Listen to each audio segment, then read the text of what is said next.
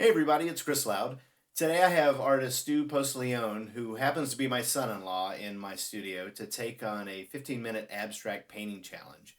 So this challenge is from a video I did a while ago and thought it would be fun to have a painter that doesn't typically do abstract paintings give it a go. Welcome, Stu. Hey, thanks, Chris. It's good to be here. Yeah, glad to have you. Before you get started on the challenge, tell us a little bit about your art. Well, I've recently just kind of gotten into drawing and painting again in the last 7 or 8 years, and I'm mostly a realist painter.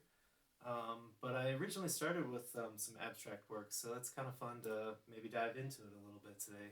I'm excited to see what you come up with, and I will go over the challenge real quick for everybody. So this challenge, you have 15 minutes to paint. I've given Stu black. I think he's using Mars black and titanium white and one other color of his choice. And he can use as much or as little of those paints as he wants. And then the object is to paint an engaging yet simple composition. I'll link to Stu's Instagram page in the description if you want to check out more of his representational art. Also, if you enjoyed this video, feel free to hit the like button, and if you'd like to see more videos like this, go ahead and hit the subscribe button. Let's go ahead and get started.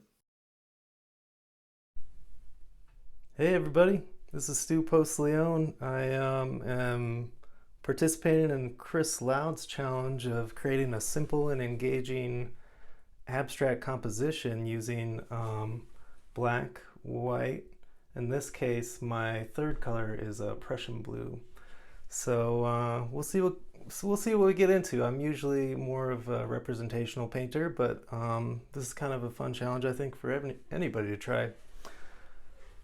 So starting off, I kind of want to kill the white of this paper a little bit, so I'm gonna start with kind of whitening it down. This is gessoed watercolor paper, and just spraying the surface. I'm going to grab a little bit of my Prussian blue here and try and get that a little bit wetter. I really just want to kind of tint this whole thing to kill the white a little bit, and I'm using just a cheap dishwashing sponge. I've really gotten into these lately. They're kind of fun to be able to get really soft transitions in between edges, and something about acrylic paint that I'm kind of at the moment kind of struggling with is the hard edges of it. And I know a lot of people will soften with other brushes and things like that, and but I'm always trying to find different ways to apply paint, really pigment, right, to any kind of painting surface. When you get really down to it, even from like historical times, prehistoric times, we're just kind of putting colored mud onto something. So it's kind of fun.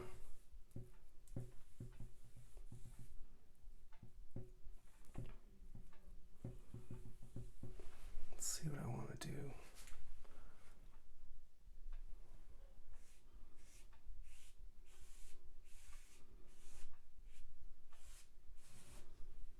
So I'm trying to think of a form curving around the center here, maybe, and going up to the top.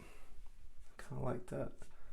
It's really important to think about exits in your painting practice and drawing practice. Really, like if you're drawing in a sketchbook, it's a good idea to kind of just envision any kind of sort of frame around it, so you can get an idea that there aren't strange tangents. Like you wouldn't want to go straight off into a diagonal corner for the most part. You want to be able to kind of move people through what you're doing so they can get an idea of what you're kind of thinking about.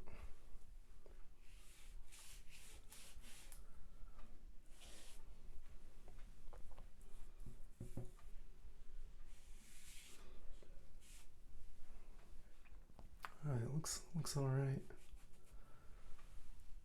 Let's see. I think I might make the lower part of this a bit darker. I'm coming with the knife here.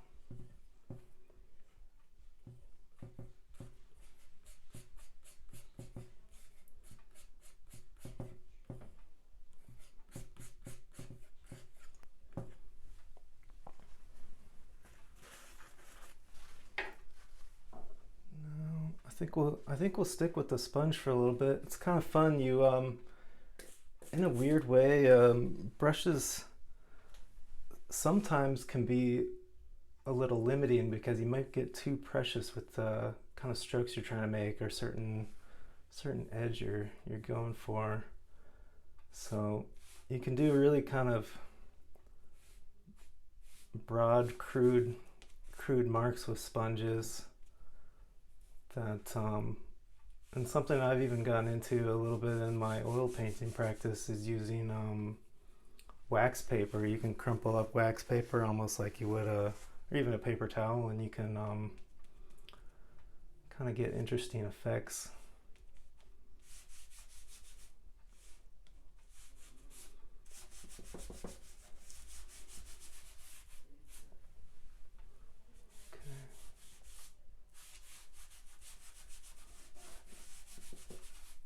Scrub that in.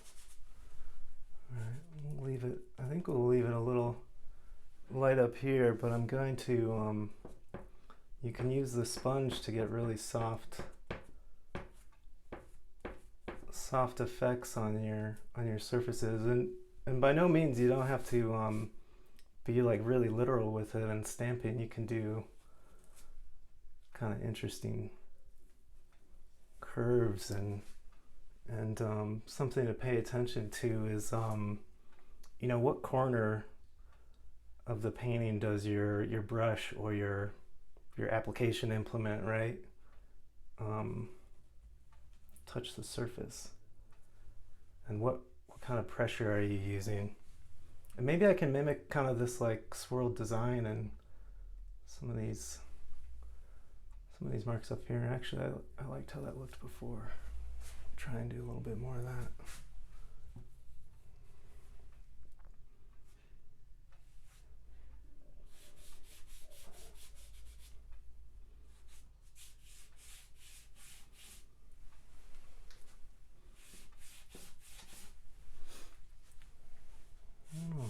I haven't quite figured out what this is yet, but that's kind of the whole point of this, is just having fun with your materials, and actually a good way to kind of just get practice moving things around, right? Nothing should be so precious that we're kind of holding our breath whenever we come to our materials. We should know them as much as possible and all of the things they can do.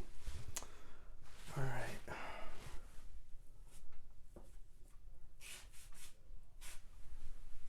Yeah, I wonder if I can mimic some of these swirls in the bottom too. Get a bit more black and blue.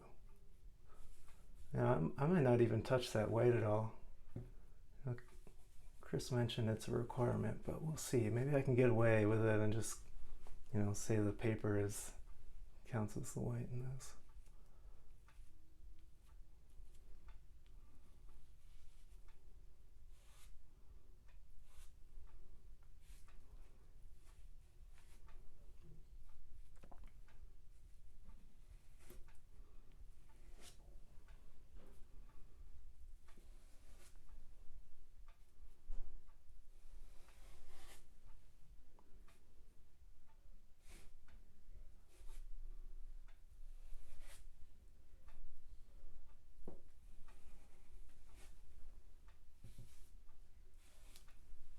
Okay, I'm under the clock now.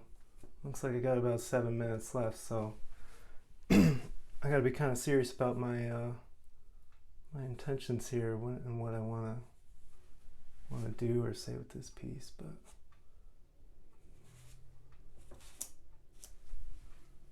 yeah, scrub a little bit more there. And with the smallest amount of pressure, you can get these almost like ghost-like sort of glazes, right?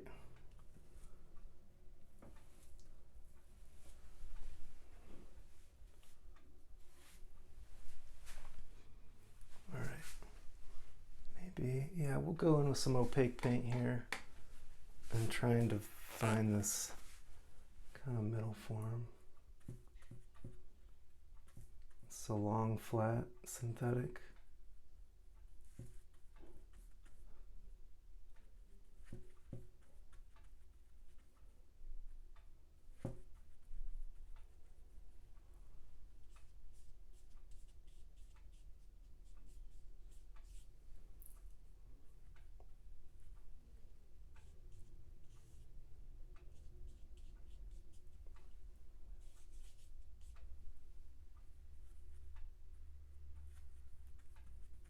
some other people have tried this challenge. It's 15 minutes isn't very much time, but it's just enough to try and explore something. And this is great for any kind of surface, but especially paper, right? Watercolor paper is so cheap, you can really get a lot of kind of reps in, or brush hours, right? I sometimes like to say getting brush mileage in.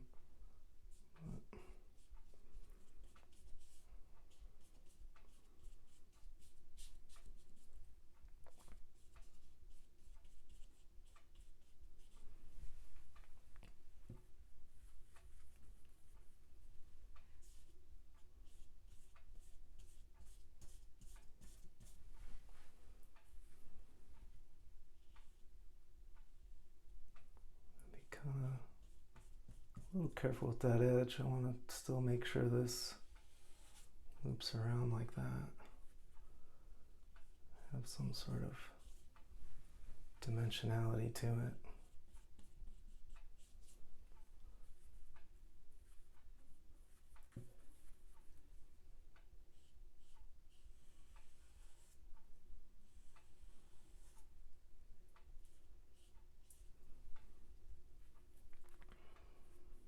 We talked about a little bit about how you can twist the sponge. The same thing applies to brushes, right? Pay attention to what corner is touching your surface, and as you're going, you twist with your fingers around a curve or a form, or it could be really anything you're trying to convey there. But it's fun to just see what you can do. I think another thing I'm going to do is kind of use my brush strokes to go across the form like that, right? Almost like you're cross-hatching with paint.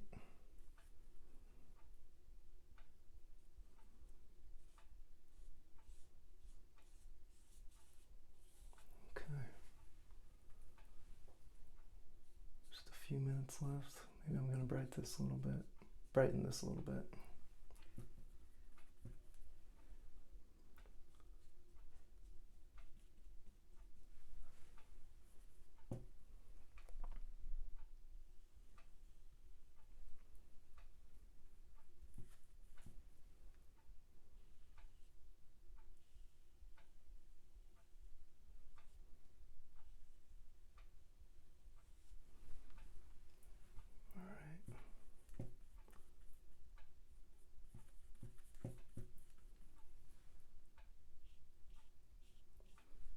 This a little further over, so I'm going to extend my kind of brighter area here and see if that provides more balance, but I'm actually not sure if that's a good idea. That's pretty dead center in the page there, so maybe I can offset it like that, right? So we have a little bit of a better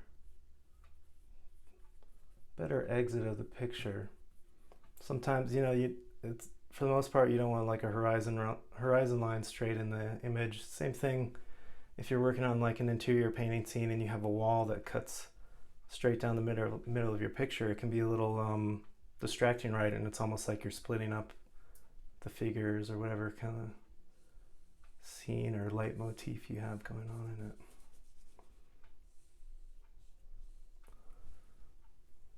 Yeah, that's kind of better.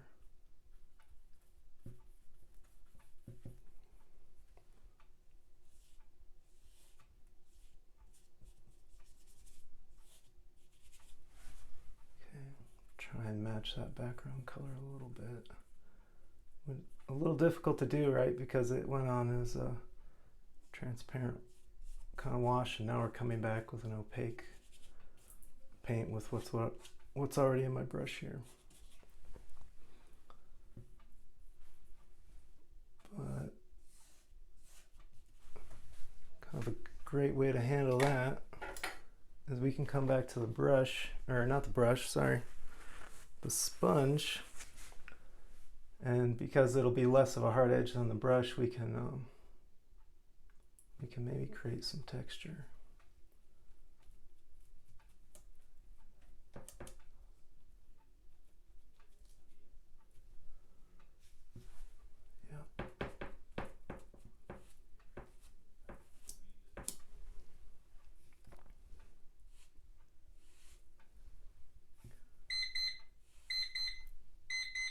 Well, that's it. That's the timer. I think I'm just gonna put a few less kind of strokes. Dividing one there. A little bit up here.